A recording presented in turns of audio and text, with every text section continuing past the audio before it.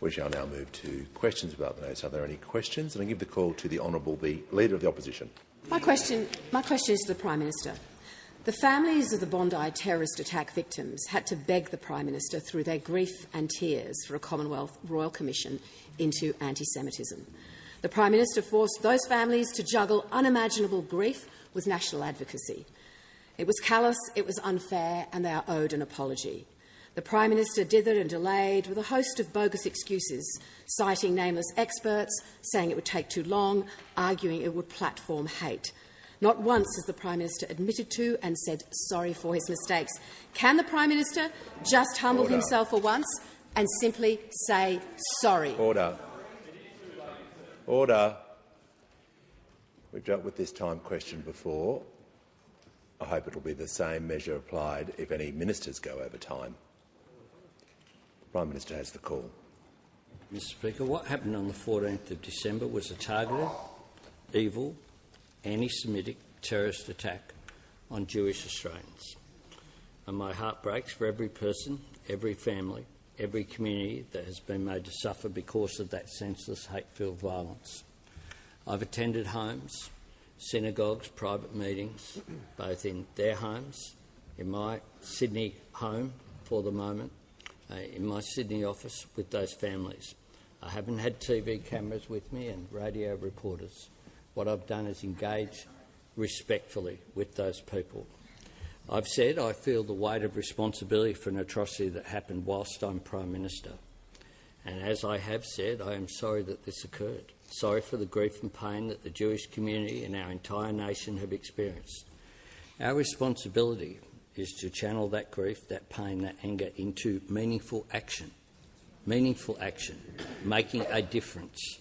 And that is what I have striven to do. I've said that we would implement in full the recommendations of the Anti-Semitism Envoy's report. Unfortunately, some of those recommendations, the most serious ones about vilification, did not receive the support of either the Coalition or the Greens in the Senate and therefore were not able to be pursued.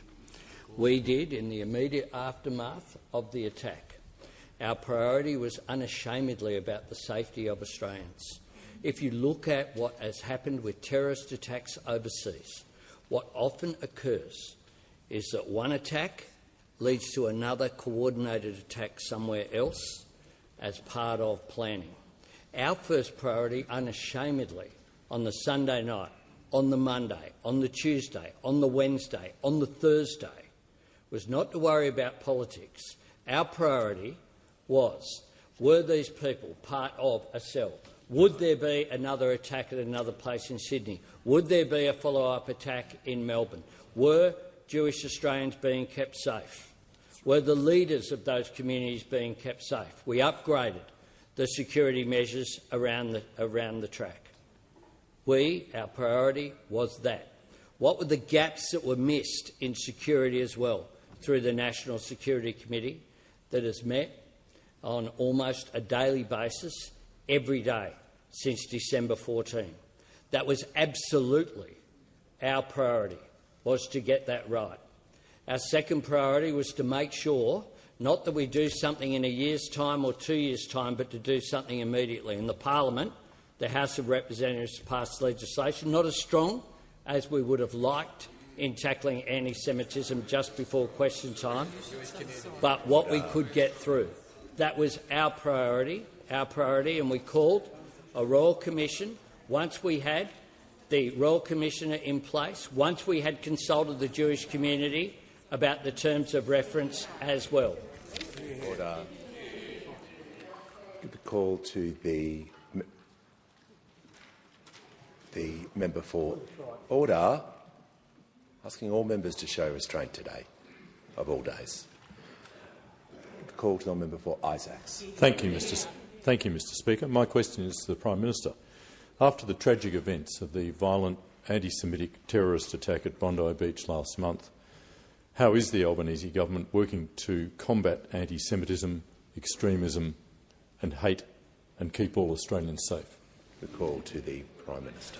I thank the member for Isaacs for his question, and his commitment, not just as a member of the Australian Parliament, but as also someone who is very committed to helping his fellow Jewish Australians and who travelled to Sydney just in the hours after this terrible attack on the first night of Hanukkah, where 15 Australians were murdered at Bondi Beach.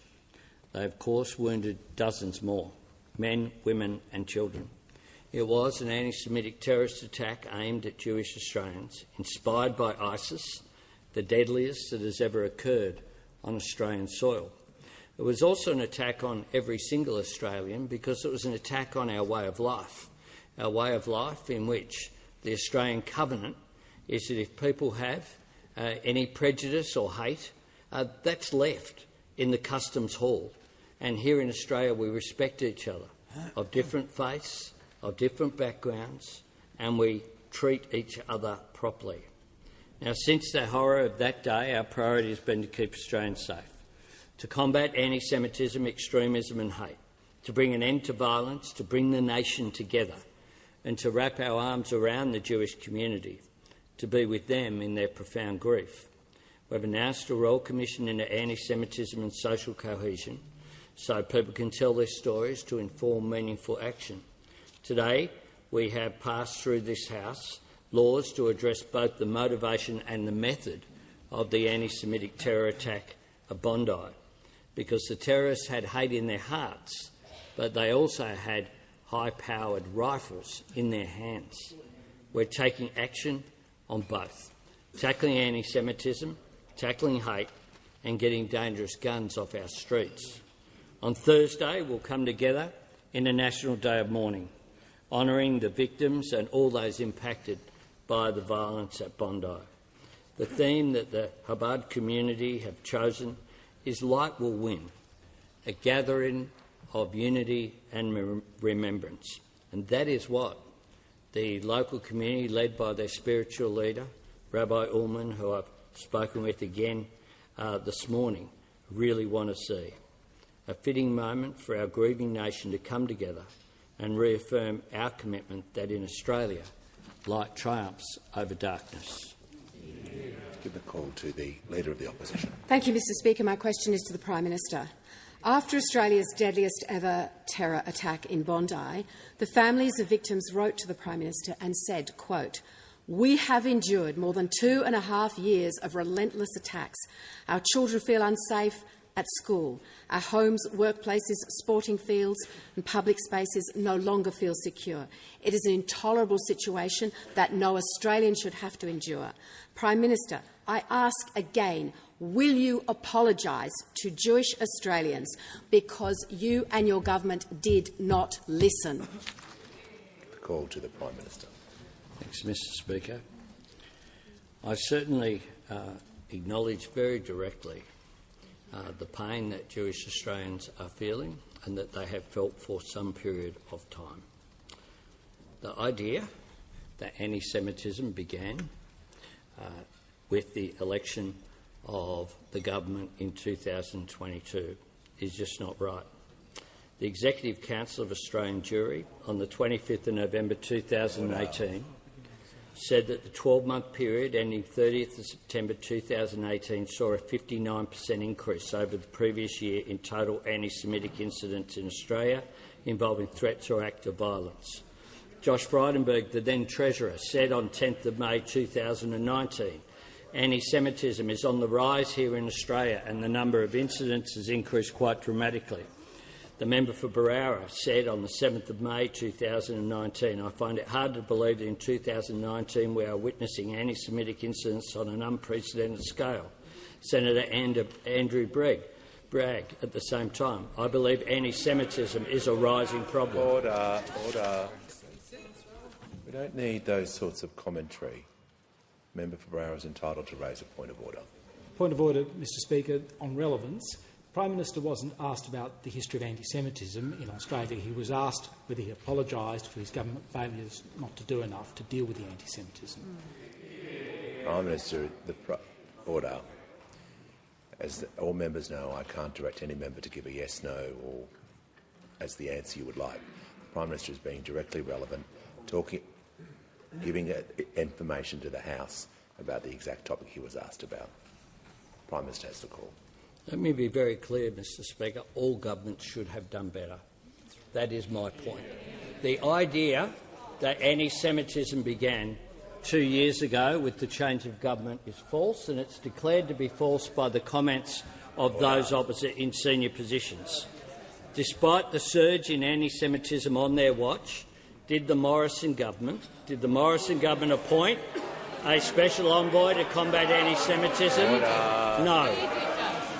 Did they establish a joint operation bringing together the AFP and ASIO to combat acts of anti-Semitism? No. Did they introduce Australia's first ever hate speech laws? No. Did they legislate a crackdown on preachers and leaders who promote violence? No. That's right. We also enacted a landmark ban on the Nazi salute and hate symbols. We criminalised doxing, something that those opposite voted against. We've appointed Australia's first national student ombudsman. We've created and launched a national hate crimes and incidents database. We've imposed counter-terrorism financing sanctions on the white supremacist terrorist network Telegram. We expelled the Iranian ambassador for their interference in Australia. We directed the E-Safety Commissioner to tackle the proliferation of hateful online content. And we have now established a Royal Commission on Anti-Semitism and Social Cohesion. Order. Give a call to the honourable member for McNamara. Thank you, Speaker. My question is to the Deputy Prime Minister. What is the Australian Government's response to combating anti-Semitism, and why is a bipartisan approach important? The call to the Deputy Prime Minister and Minister for Defence. I thank the member for his question. Back in May of 2024, I visited Mount Scopus College, a Jewish school in Melbourne, with the member for McNamara, who is indeed an honoured old boy. And we attended there because the day before there'd been a horrible anti-Semitic slogan spray-painted on the school's wall. It was a clarifying experience for me. It's obviously terrible that kids have to look at that hate directed at who they are, but actually life at the school was an eye-opener. Security there is not unlike security here, but whereas we are adults who have made the choice to be in public life, these are kids who have no choice. And the idea that children are receiving their education, that they are learning to experience the world behind large walls protecting them from the world, is just so sad. And that's not a reflection on the kids. That is, of course, a reflection on the world that is outside. That is a reflection on Australia today. Anti-Semitism has been around for a while, and in truth, that kind of security on Jewish community facilities has been there for many years. But anti-Semitism has become much worse since October 7, 2023, and the way in which life for Jewish Australians has been compromised is profound. It is not okay that Jewish students at universities feel uncomfortable wearing the kippah. It is not okay that Jewish artists have effectively been cancelled. Now, we understand that there is much more to do, but our government has acted against anti-Semitism. We have made more criminal more forms of hate speech. We have appointed an envoy to combat anti-Semitism, and we've now committed to implementing her report in full. And we would have liked to have done more in that regard this week, but we are grateful for whatever we can do this week amongst all of us, because it takes all of us, which is a point that is well made by the American Jewish Committee in its call to action against anti-Semitism, where it says, when considered only through a partisan lens, anti-Semitism is not being countered but instrumentalised.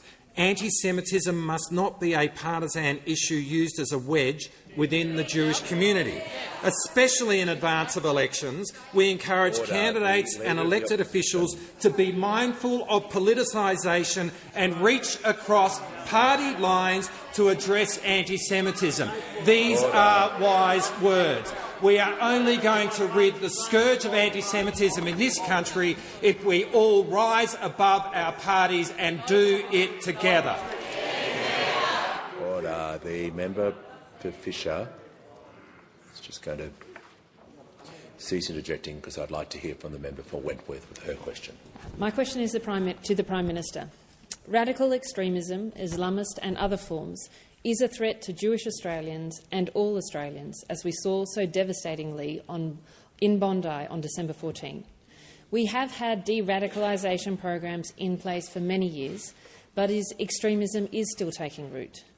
How does the government measure the current effectiveness of these de-radicalisation programs, and how effective are these programs at all?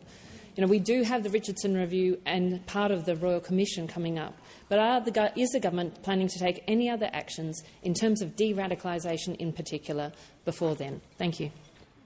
The call to the Prime Minister. I thank the member for Wentworth for her question, and I praise her unreservedly for her role as a local member in what has been a devastating time for her local community.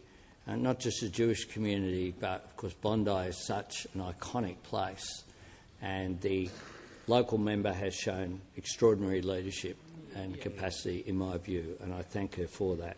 I will ask the Minister to supplement, but I would say that radical Islamic extremism is a major problem. We know that that is the case. We know that hate preachers can cause a real problem in distorting Islam and creating a circumstance where people are full of hate. And we saw an expression of hate motivated by ISIS, an ideology that isn't about any state, is about an Islamic caliphate around the world. Often this is difficult, as the examples come from what is a father and son. It's much more difficult to detect, as the ASIO Director-General has reported. A big threat is sole actors, an individual actor. In this case, the father and son discussing these things over the dinner table or in private quarters, not engaging in electronic measures, communication that can be detected, means it is much more difficult. But the government has a range of programs. That is certainly something as well that the Richardson Review will look at, and I'll ask the Minister to supplement. The Leader of the House. Thanks very much, Mr Speaker, and thanks, Prime Minister. The counter-terrorism and violent extremism strategy was released again last year, where we renewed the different programs that we run. They're important programs, and there is regular measuring of them. The challenge that we have is terrorism itself is changing as well. If I give simply these statistics, as of January, as of a couple of days ago, we've had, since 2014, 189 people charged as a result of counter-terrorism operations. Right now we have 35 people who are currently before the courts. 18 of the 35 are children. And so what we used to have to monitor in terms of organised cells of people often in their 20s and 30s is very different now. And in terms of the ideology, we are getting mixed ideologies. We're getting seriously mixed ideology. So you'll have someone, for example, whose ideology will be a mixture of Nazism, of the sort of radicalisation that you've just described, and environmentalism. And this will all be mixed up where the only common theme is violence. That does mean for our agencies the threat now is more complex. People are radicalising younger and faster and predominantly online. The call to the honourable member for Macarthur. Thank you, Mr Speaker. My question is to the Attorney-General. What is the Albanese government doing to strengthen our laws to combat anti-Semitism, hate and extremism after the Bondi terror attack? Call to the Attorney-General. Thank you, Mr Speaker, and I thank the member for his question. On the 14th of December 2025, the deadliest terrorist attack on Australian soil occurred at Bondi Beach. The terrorists had hate in their hearts and guns in their hands. Mr Speaker, let me be clear. Anti-Semitic, hateful and extremist conduct is unwelcome, unacceptable and has no place in Australia. Just 4 days after this abhorrent attack, the government announced a package of legislative reforms to target those who spread hate, division and radicalisation. The government moved with urgency and care, consulting with experts and stakeholders, most importantly the Jewish community, to prepare legislation that deals with both cracking down on hate speech and taking sensible action on firearms. I thank my parliamentary colleagues for their engagement on this legislation. I also acknowledge the Parliamentary Joint Committee on Intelligence and Security for its scrutiny of the exposure draft that led to this bill. These new laws being debated in the Parliament today specifically target those who seek to spread hatred, including those who seek to disrupt social cohesion in our community, and so critically, those who seek to radicalise our youth. As the Minister said previously, it is a shocking fact that since 2001, around 120 people have been convicted of terrorism offences, and of that cohort, 10 were children. However, today, of the 35 people before our courts, around half of them are minors. This unprecedented radicalisation of our youth must stop. We will not allow extremists to groom and brainwash our children into radicalisation, hate and terrorism. These new laws also create a regime for listing organisations whose leaders engage in hate speech or promote violence or racial hatred.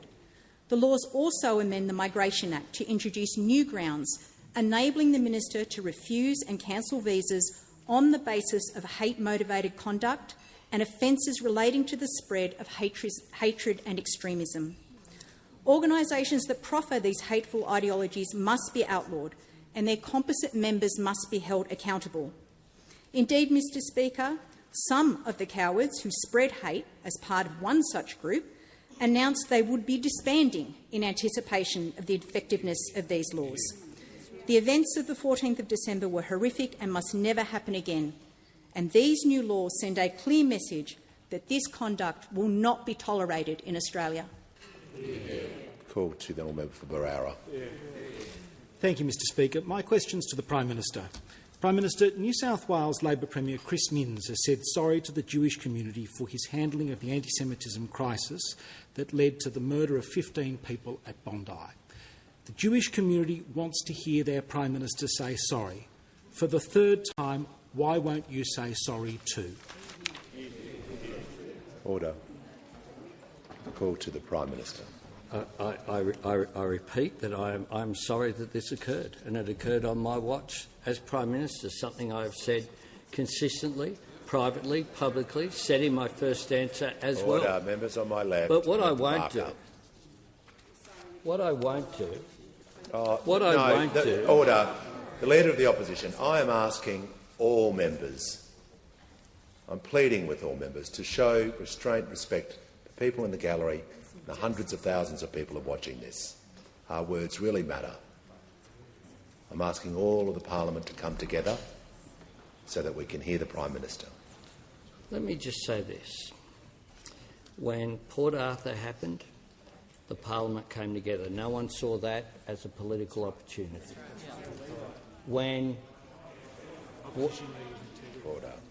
Because Kim Beazley gave every support, as the Leader of the Opposition indicated to me on the Sunday evening of 14th of December, every support would be given to the government. Order. When the Link Cafe siege happened, not a single dollar went to any of those victims from the Commonwealth Government.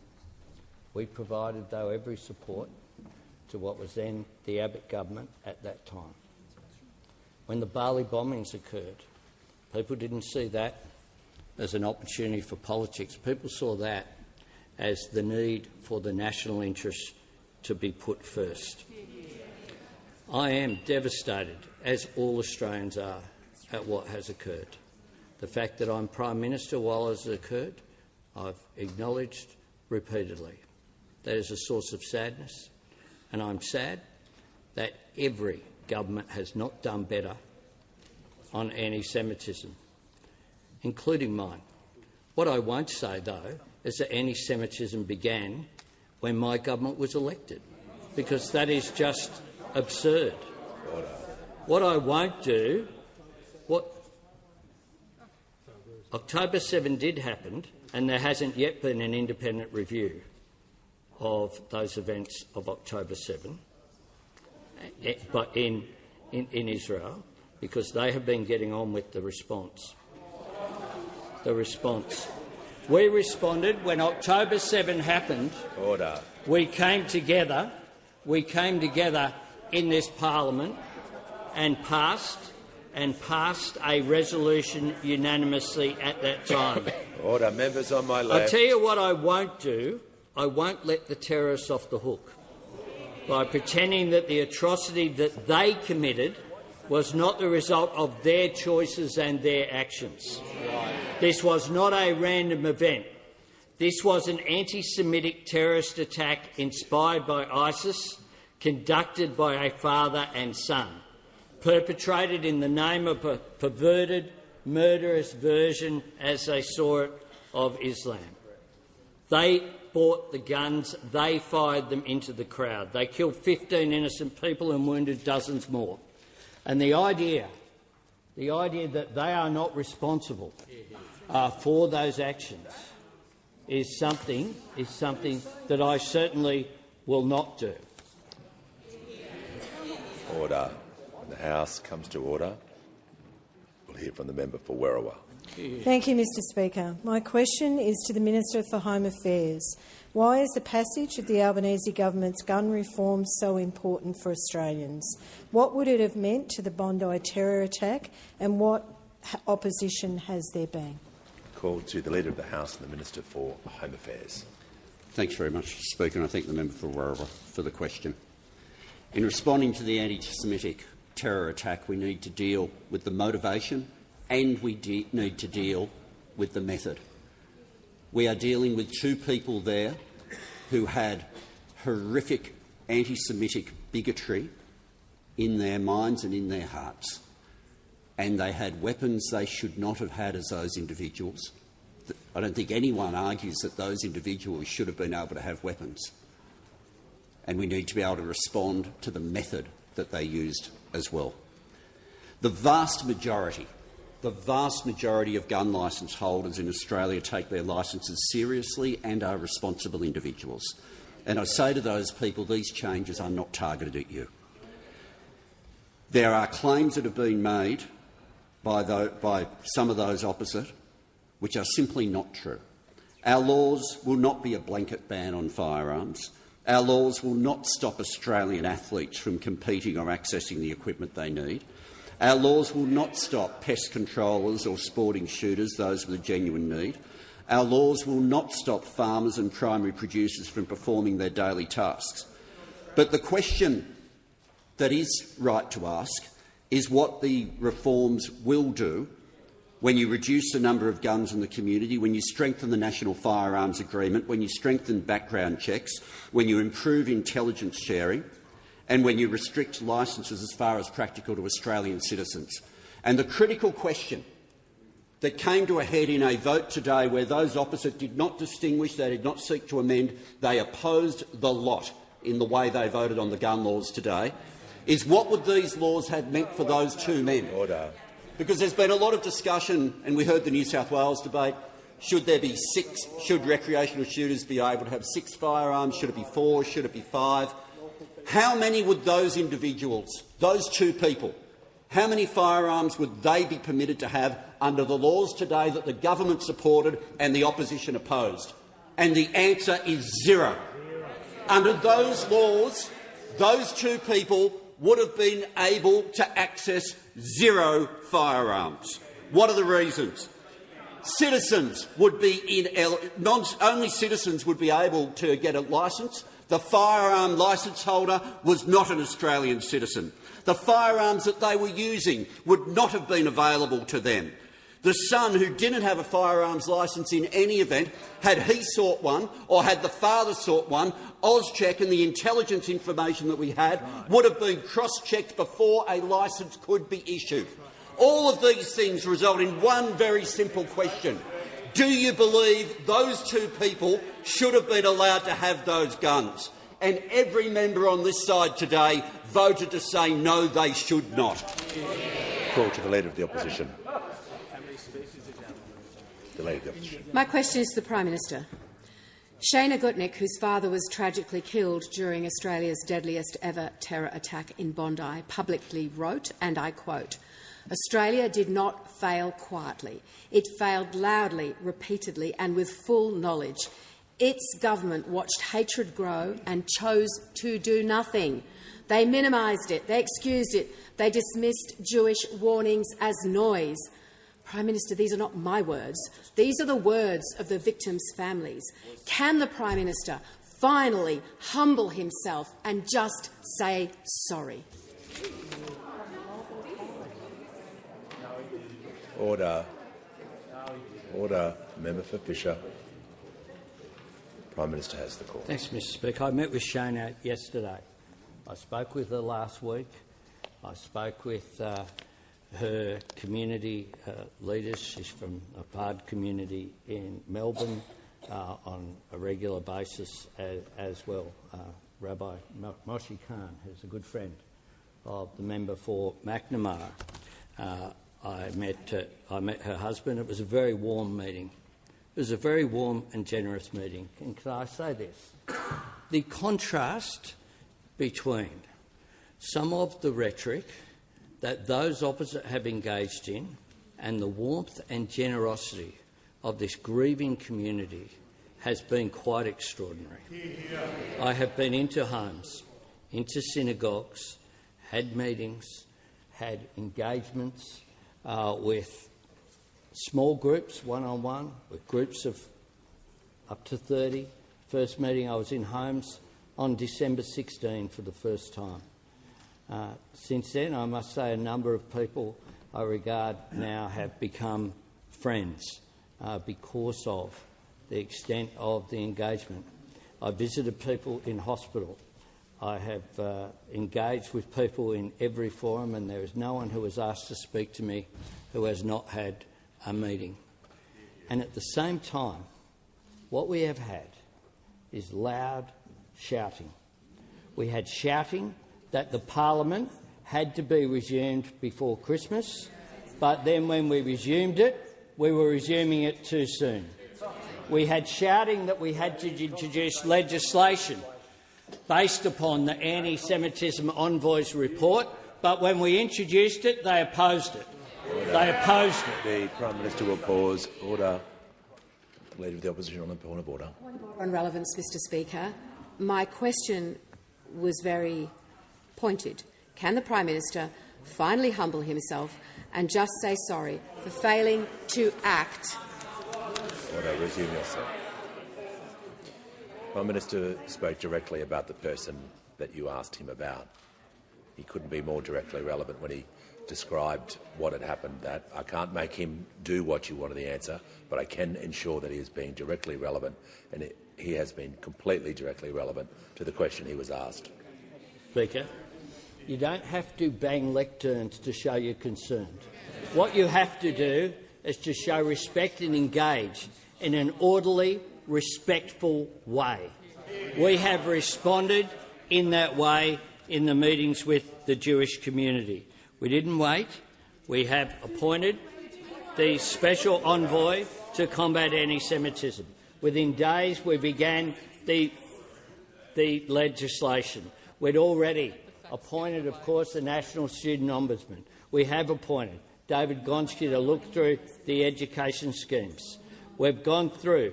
Professor Craven has been appointed to do the report card as well.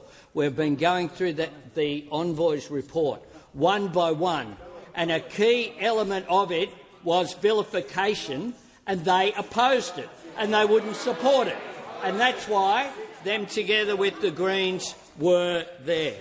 At the same time, those opposite, the gap between what they've called for and what has occurred is remarkable. They said they had a package of legislation on January 5. Where is it? Where is it? No one has seen it. Order. No one has seen it. The Prime Minister's time has concluded. Order. The Minister for Infrastructure will cease interjecting. The Leader of the Opposition. Order. When the House comes to order. We'll hear from the member for Barton. Thank you, Speaker. My question is to the Attorney-General. How is the government addressing anti-Semitism and social cohesion after the Bondi terror attack? What role will the Royal Commission play? Give the call to the Attorney-General. Thank you, Mr Speaker, and I thank the member for her question. There is no place for hate, violence and terrorism in our nation. In the wake of the abhorrent events on the 14th of December, our response as a nation needs to be above politics. It is about the right outcome for our national unity and our national security. Australia needs to heal, to learn, to come together in a spirit of collective strength and to go forward knowing that light will always prevail over darkness. As the Prime Minister said, the government has engaged with members of the community, particularly Jewish Australians, and we have listened. In addition to the legislation outlined in my previous response, the government has established a Royal Commission on Anti-Semitism and Social Cohesion, led by the Honourable Virginia Bell AC. Ms Bell is an eminent and highly capable former Justice of the High Court of Australia. She also served with distinction on the Supreme Court and the New South Wales Court of Appeal. Ms Bell has the deep experience to conduct her inquiry in such a way that meaningfully examines the impact of anti-Semitism on the daily life of Jewish Australians and works to promote social cohesion. She was an exceptional judge, and I have complete confidence that she will discharge her role as Commissioner with the same fairness and impartiality that she brought to the bench. Her appointment has received wide support, including from the Executive Council of Australian Jewry, where its President Daniel Aghion said, "I would say that Commissioner Bell is a retired High Court judge with excellent credentials, and we endorse her appointment." I am pleased to update the House that the Commissioner has now formally commenced her role and is wasting no time in operationalising the Royal Commission. The Royal Commission will be an important opportunity for Australians, particularly Jewish Australians, to have their voices heard and to speak to their experiences. It is also important to note that the Royal Commission must be conducted in such a way that it does not prejudice any future criminal proceedings. The letters patent were very clear on this, and Ms Bell, as Commissioner, is well placed to navigate this task due to her extensive experience in criminal law. The government has asked Commissioner Bell to deliver an interim report to government by the 30th of April and a final report by 14 December. We all want a safer, more unified Australia, and this Royal Commission will be one part of that process. Call to the Honourable Member for Barara. Thank you, Mr Speaker. My question is to the Prime Minister. Prime Minister, if a Commonwealth Royal Commission is such a good idea, why did you spend 25 days arguing against it? Order. Give the call to the Prime Minister. I thank the member for Barara for his question. We spent the immediate aftermath, as I have said, of the attack on December 14, making assessments based upon how do we ensure that this isn't part of a cell, part of, given ISIS's recognition that were identified very early on by these perpetrators, that we wanted to make sure we put in place the measures that kept people safe. That was the first priority, as you would expect. And we worked on the Sunday night. The National Security Committee met. On the Monday morning, very early, we met as well with New South Wales Police in Sydney, and we continued to meet on a daily basis. We established that we needed to have the Richardson Review, which would look into the operations of the AFP, ASIO, ASIS, the security agencies, but also in the way that they interacted with state agencies as well. And we chose Mr Richardson as the person who is probably Australia's preeminent expert on foreign, international and defence and security issues. We, at the same time, were then convening a process and announced what the principles would be in the legislation that we would bring before this parliament that was passed. Order. The member for Fisher, no one else is interjecting like this. You're going to cease interjecting for the remainder of question time, or you won't be here. It's not appropriate. No one else is behaving like this. I'm asking you to show restraint. Member Barrera on a point of order. Mr Speaker, on relevance, my question was not about what were the other matters the Prime Minister was doing, but why did he argue against... Resume your seat. You specifically said about the timeline, and you gave a number of days, and the Prime Minister is going through, from what I can hear, day by day, as to the reasons you asked him about. So unless he's straying off, I'll make sure he's being directly relevant, but he is answering the question and giving reasons and argument. The member would be aware also that the New South Wales Government announced that they would have a Royal Commission, and we responded by at the same time as we announced the Richardson Review, said there would be full Commonwealth cooperation, including access to all personnel, all records and everything, which would have made it effectively a Commonwealth Royal Commission as well. We announced that and said that very publicly. We then, of course, worked with the community on what a Royal Commission might look like, because we wanted to make sure that we got it right. There are risks with the Royal Commission, given that a criminal case will be taking place at the same time, and we need to make sure that was covered. We need to make sure as well that we got the Royal Commissioner right, and in choosing Virginia Bell, I believe we did get it right. We also needed to consult with the Jewish community, and we sat down and went through line by line, days before the Royal Commission was announced, to make sure that that occurred. The character assassination that took place in some sections of the media and was briefed out by some people associated with that side of politics in Virginia Bell shows the problem that would have occurred had we not announced not just a Royal Commission, but who the Commissioner was, what the terms of reference was, and have the support of the community for those terms of reference. I thank ECAS for making sure that that occurred. They engaged respectfully. There was one meeting that went for over 4 hours. Order. Order. The member for Wannon, I'm asking you to show similar restraint and not to interject for the remainder of question time. We engaged respectfully. The people who were critical of Virginia Bell did it on social media and publicly as well, very openly, and you know who they were. Call to the honourable member for McNamara. Thank you, Speaker. My question is to the Minister for Home Affairs. How is the Australian Federal Police working to crack down on anti-Semitic crimes, and what progress has there been? Call to the Minister for Home Affairs and the Leader of the House. I thank the member for McNamara for the question, and the answer goes quite specifically to issues around the arson attack against the Adass Israel Synagogue in his electorate. In October, Australian Federal Police Commissioner Chrissy Barrett announced who the Australian Federal Police's #1 priority was. She has not given him a name, nor have I, but his name has appeared in the media. An alleged offshore offender who Australia had rightly deported, who posed a national security threat to our country. Referred to as person #1, he was living offshore. Having been deported, he thought he was out of reach. But he was not out of reach. It is now locked up in Iraq. The person has come up in investigations respect to the illicit tobacco trade, violent and dangerous crimes, other crimes in Australia, and came up in the investigation with suspected links to the firebombing of the Adass Israel Synagogue.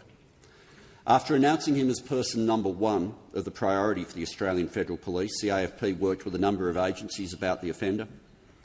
The Commissioner had one-on-one conversations with law enforcement and principals about the alleged offender, and late last year the Australian Federal Police provided information to law enforcement officials around the world, specifically in Iraq, about this alleged offender. Australian Federal Police in using all its capability, partnerships and networks to help ensure this person faces the justice system. The person was announced as the AFP's #1 priority in October and was locked up in Iraq by January. Iraqi officials made an independent decision following their investigations after they'd received information from Australia to arrest the alleged offender after launching their own criminal investigation. He thought he was out of reach, and he was not. He's now in custody in Iraq. I've been repeatedly asked, does Australia have an intention to extradite him, to make him face the full face of the law here in Australia? I'll be frank, he was deported because we don't want him here. We want him locked up, and if the outcome is he is out of Australia and behind bars, I view that as the best outcome we could have. Give the call to the member for Mayo. Thank you, Mr Speaker. My question is to the Minister for Aged Care. In 2022, there were 60 older South Australians stuck in Adelaide hospitals waiting for residential aged care. As of yesterday, there were 370 stranded, more than a 515% increase. State health ministers are frustrated, so are older South Australians. When will the government act to take responsibility for elderly people in hospitals that need to be in aged care? Give the call to the Minister for Health and Ageing, representing the Minister for Aged Care. Thank you. I thank the member for her question, her deep interest in aged care issues in particular, and her engagement with me and with other aged care ministers over the course of this time in government. As you know, there's been quite a deep public discussion about the issue of longer stay older patients in public hospitals across the country, perhaps with the exception of Victoria, where there's a pretty strong state-run nursing home system that takes a lot of those patients more directly. But there's no question the increase in longer stay older patients across the rest of the country is quite significant, and frankly tracks the increase we are seeing in the number of very old Australians as a result of the ageing of the baby boomer population. This is increasing demand for residential aged care, and it is increasing pressure, by extension, on our hospital system. From the first time of the first term of the Albanese government, we have undertaken arrangements with different state governments to fund programs to divert older Australians from hospitals in the first place. They include, in South Australia, geriatric outreach teams that go out to aged care facilities to try to prevent admission in the first place. Those are working very, very well. They're the subject of Commonwealth funding.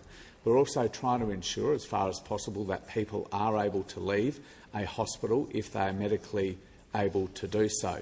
That ultimately, in some cases, depends on there being a residential aged care bed available to them, and we know there is a shortage of residential aged care beds right across the system. That is why we put so much energy, particularly under the former Minister for Aged Care, in designing a new aged care system that would stimulate new investment that had fallen off a cliff, frankly, over the period leading into and certainly during the COVID pandemic. Now, we are still engaged with state governments about that. It is a significant part of the negotiations that remain underway between the Commonwealth and all state and territory governments for a new 5-year hospital funding agreement. Quite explicitly, a part of that negotiation has been to continue and maybe extend and expand arrangements, including Commonwealth funding for longer stay older patients, as I said, both to try to avoid them having to go to hospital in the first place, and if they do end up in hospital, a smooth transition out of hospital into an alternative place, whether that's at home with a home care package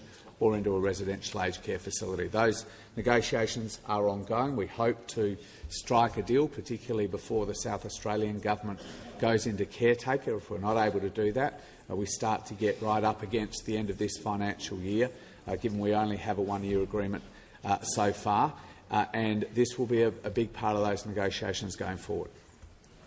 The call to the member for Bendigo. Thank you, Speaker. My question is to the Minister for Emergency Management. How is the Albanese Labor government supporting communities in my state of Victoria and in Queensland that have been affected by recent natural disasters? The call to the Minister for Emergency Management, the Minister for Regional Development, Local Government and Territories. Thank you, Mr Speaker, and I thank the member for Bendigo for her question. And I've been with her and her electorate the last couple of weeks visiting the fireground and speaking with impacted community members about their experiences.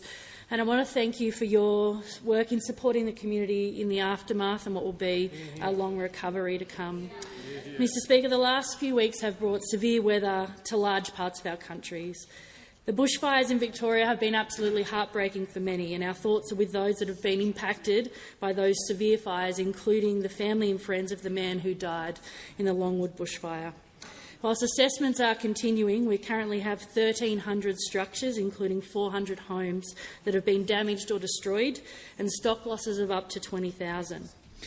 The National Aerial Firefighting Fleet has been active across Victoria and other parts of the country as well. And so far we have committed more than $77 million under our joint Commonwealth State disaster recovery funding arrangements, including $75,000 to primary producers, as well as a range of concessional loans, personal hardship payments and a range of other grants. The Australian Government disaster recovery payment has been made available in 47 locations across Victoria to support those people most impacted. And the disaster recovery allowance, which is up to 13 weeks of income support, is available now in 18 local government areas, as well as the Lake Mountain Alpine Resort to assist those who have lost income. It was a real privilege to meet with emergency service personnel, along with the Prime Minister, many of them volunteers who have been battling bushfires and putting themselves in harm's way to support others. And I know I speak for all Australians when I say we cannot thank you enough. Mr Speaker, as devastating as fires are, we know that floods are also impacting our country too. In December, we saw monsoonal rain across North and North-West Queensland. One man lost his life in floodwaters, and our thoughts are with his family and friends too. Whilst it's too early to determine the full scale of the flooding disaster, it's already clear that losses are going to be significant, with reports stock losses could exceed 50,000. To date, more than $66 million of support has been activated through our disaster recovery funding arrangements. And I travelled to some of the worst impacted areas with the Prime Minister and the Treasurer in early January, where we announced emergency fodder drops, primary producer grants and $11.5 million for critical repairs to the Cloncurry Airport. In Julia Creek, I met grazier Jake Webster, who was helping coordinate fodder drops, not only for his own property but for those of his neighbours as well. And talking to locals on the ground in Julia Creek, in Cloncurry, in Clermont and Richmond, it was clear that whilst these are resilient communities who look out for each other, they need our support too. So I'm proud that we've been able to do that through our disaster recovery funding arrangements activated in 13 local government areas and our disaster recovery allowance activated in 11 local government areas. We will continue to work closely with the Queensland and the Victorian Government on any further assistance that may be required, and our communities will stand behind those that need their support the most. Call to the Leader of the Opposition. My question is to the Prime Minister. The Prime Minister told Australians that national security experts advised against a Commonwealth Royal Commission. In establishing the Royal Commission, has the Prime Minister defied national security advice, or was he just making stuff up? Order. Order. Members on my right. Order. The Prime Minister. Mr Speaker. The Leader of the Opposition said on the 23rd of December, "I'll continue to call for Parliament to be recalled. It's the comprehensive package that we put forward." When on 27th of December, every single day the Coalition stands ready to go into Parliament and to move our own legislation. On the 30th of December, we have proposed a comprehensive package of laws that we should be debating in the Parliament right now. Order. Order. Members on my right, the Prime Minister will pause. The Leader of the Opposition.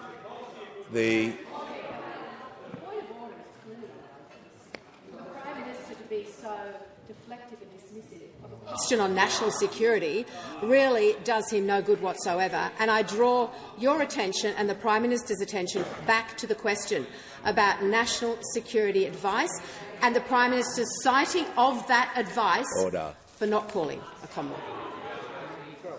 The Prime Minister just needs to make sure his answer's being directly relevant. Absolutely. He wasn't asked about alternative policies. He was asked about making stuff I up. was asked about and making things up, Mr. regarding Speaker. comments he made. And I've already said that what we did in the immediate aftermath of the 14th of December attack wasn't to say through when the NSC met, that I can't talk about obviously, but it wasn't in any forum where I was, OK, why don't we set up a committee? What it was how do we act? How do we keep people safe? What do we need to do immediately? That was the priority. But the Leader of the Opposition, during all of that time, which we've seen again today, where in spite of the fact they voted for some of the legislation, voted against the areas of national security, I tell you what, see if you can find a national security expert that doesn't support the gun laws that went through this parliament with the support of this side but not that side.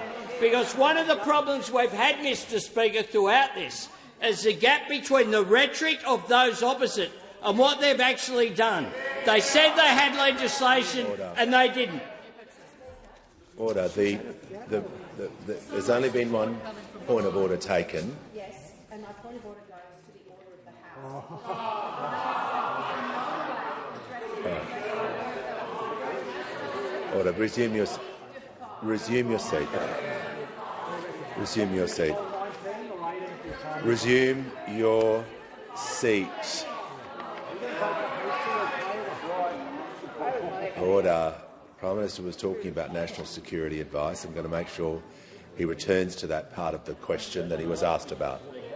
And in the way that this government functions, which is orderly, which is getting things right, which is seeking advice, including of the leaders of the Jewish community, is the process that we put in place. Whether it be the process of the legislation, which they called for and then voted against vilification, where in all of the negotiations, every single measure put forward by those opposite hasn't been how do we strengthen the legislation, it's been, oh, we've got an internal problem, can we weaken it a little bit here and there? That's been the process, to be very clear, Mr Speaker, of the legislation that will pass the parliament, because we don't have the numbers in the Senate and we had to deal with either coalition or Green support in the Senate, which we have managed to do. But the hypocrisy, Mr Speaker, called for the parliament to be resumed, then said it was too soon, called for vilification laws in the Siegel report, then opposed it, called for all of these measures to go forward, including on security and guns, and then voted against it. What we have done is work with the community in a collaborative way, get things done through this parliament, in spite of, not because of, those opposite. Order. Give the call to the honourable member for Menzies. Thank you, Speaker. My question is to the Deputy Prime Minister. How has the Australian government expressed our support for the Iranian people and taken action against the Iranian regime? Give the call to the Deputy Prime Minister and the Minister for Defence. Well, I thank the member for his question and acknowledge his advocacy on behalf of the Iranian community in Australia. The Australian government and the Australian people stand in solidarity with the brave people of Iran who are demonstrating for their basic human rights against an oppressive regime. And there is absolutely no legitimacy in the Iranian government killing thousands of its own citizens in order for the regime to maintain power. Indeed, this is an outrage, and we condemn it in the strongest possible terms. The Iranian people have been having their voice heard for many years now, particularly Iranian women.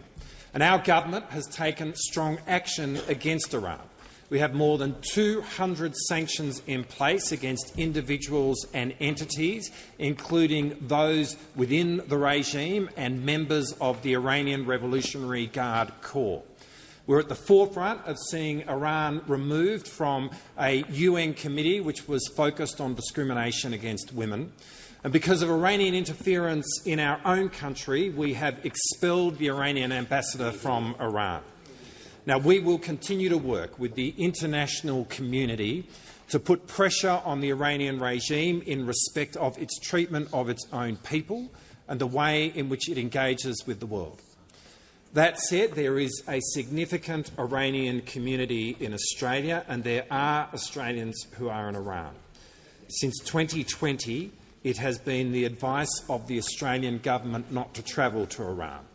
For those Australians who are in Iran right now, our advice is that if it is safe to do so, leave, and leave quickly. This is a volatile situation and it can change very quickly.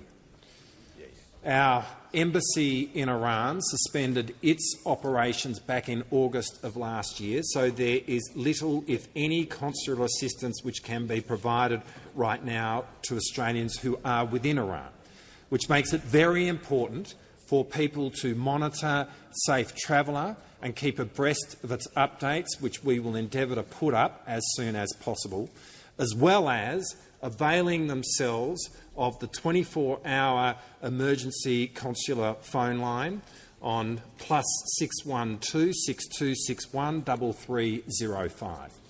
For far too long, Iran has been a malevolent influence in the Middle East and around the world. We look with awe at those Iranians right now who are risking their lives to protest against the Iranian government, and today our nation salutes the people of Iran as they bear the torch of freedom. On indulgence, the member for Barrow has indicated he'd like just to associate with the government's remarks, the minister's remarks. Thank you, Mr Speaker. On indulgence, can I associate the coalition with the remarks of the Deputy Prime Minister? The Iranian regime is a criminal regime that commits human rights abuses against its own people, as we've been seeing, and they export terror and violence abroad, as we have suffered in our own country. And we stand shoulder to shoulder with the government in the condemnation of the Iranian regime, in the support for those people seeking to change the regime, and with the Persian community in this country. Mr Speaker, further questions be placed on the notice paper.